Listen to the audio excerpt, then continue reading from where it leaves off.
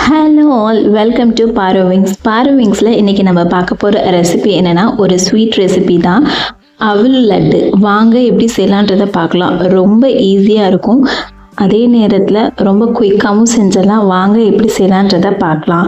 First ஒரு pan எடுத்துக்கலாம். Pan எடுத்துகிட்டு அதில் ஒரு 2 டேபிள் ஸ்பூன் நெய் ஊற்றிக்கலாம். 2 டேபிள் ஸ்பூன் நெய் ஊற்றிக்கலாம். நெய் ஊற்றிட்டு நெய் சூடானதும் இதில் 1 கப்பு அவல் சேர்த்துருக்கேன். இது நான் கெட்டி அவலாக எடுத்திருக்கேன். நீங்கள் லேசான அவலும் எடுத்துக்கலாம், இல்லை சிகப்பு அவலும் எடுத்துக்கலாம்.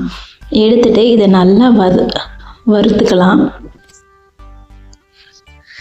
இது நல்லா லோ ஃப்ளேம்லேயே வச்சு நல்லா வறுத்துக்கோங்க. வறுத்துட்டு இதில் ஒரு 1/4 கப்பு பொட்டுக்கடலை சேர்த்துருக்கேன். சேர்த்துட்டு அதையும் நல்லா வறுத்துக்கலாம்.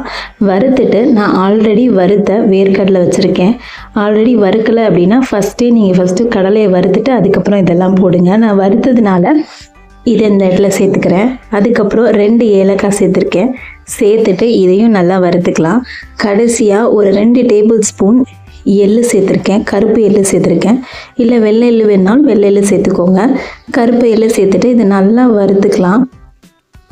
நல்லா வறுத்து எடுத்துகிட்டு இதுக்கப்புறமேட்டு இதை நல்லா ஆற வச்சுட்டு ஒரு மிக்ஸி ஜார் எடுத்துக்கலாம். மிக்ஸி ஜார் எடுத்துகிட்டு அதில் போட்டு நல்லா அரைச்சி எடுத்துக்கலாம்.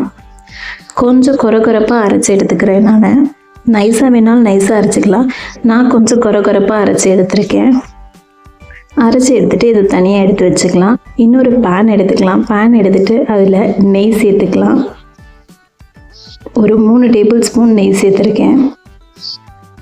சேர்த்துட்டு இதில் நான் பாதாமையும் முந்திரியையும் நல்லா உடச்சி வச்சுருக்கேன். உடச்சி வச்சுட்டு இதோட சேர்த்துருக்கேன். சேர்த்துட்டு இதிலே நல்லா வறுத்துக்கலாம். நல்லா இதிலே வறுத்துட்டு இதுக்கு திராட்சை வேணாலும் சேர்த்துக்கலாம். நான் திராட்சை சேர்க்கலை. இது நல்லா வறுபட்டதும் இதை தனியாக எடுத்து வச்சுக்கலாம்.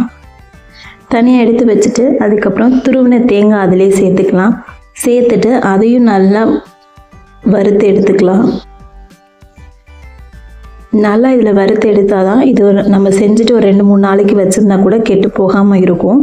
அதனால நல்லா கலர் சேஞ்ச் ஆகிற வரைக்கும் வறுத்து அதை தனியாக எடுத்து வச்சுக்கலாம். அதுக்கப்புறம் அதே கடாயில் நான் கொஞ்சமாக வெல்லம் சேர்த்துருக்கேன். வெல்லம் சேர்த்துட்டு அதில் ஒரு 1/4 டம்ளர் தண்ணி ஊற்றிட்டு நல்லா இந்த மாதிரி கொதிக்க விடுங்க.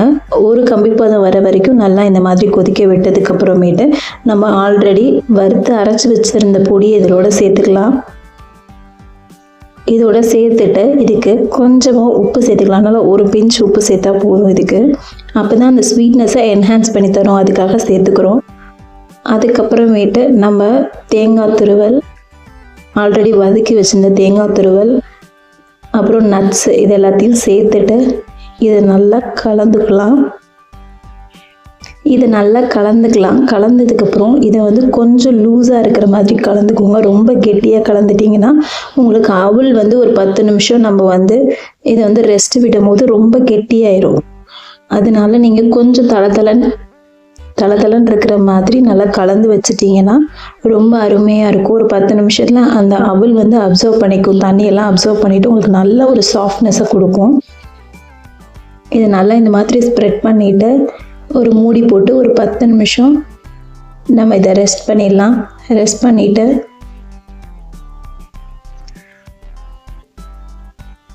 10 நிமிஷம் ரெஸ்ட் பண்ணிவிட்டு இந்த மாதிரி எடுத்து பார்த்திங்கன்னா நல்லா ஒரு சாஃப்டாக இருக்கும். இதை நல்லா நமக்கு எந்த ஷேப்பில் வேணுமோ அந்த அளவுக்கு நல்லா உருண்டை பிடிச்சிக்கலாம். எந்த சைஸில் வேணுமோ அந்த மாதிரி உருண்டை பிடிச்சி வச்சுட்டிங்கன்னா ஒரு 4-5 நாள் ஆனாலும் கெட்டு போகாமல் அருமையாக இருக்கும். ஒரு ஈவினிங் ஸ்நாக்காக ரொம்ப அருமையாக இருக்கும். ஹெல்த்தியும் கூட. செஞ்சு பாருங்கள். செஞ்சு பார்த்துட்டு எப்படி இருந்துச்சுன்னு கமெண்ட் பண்ணுங்கள். தேங்க்யூ ஃபார் வாட்சிங்.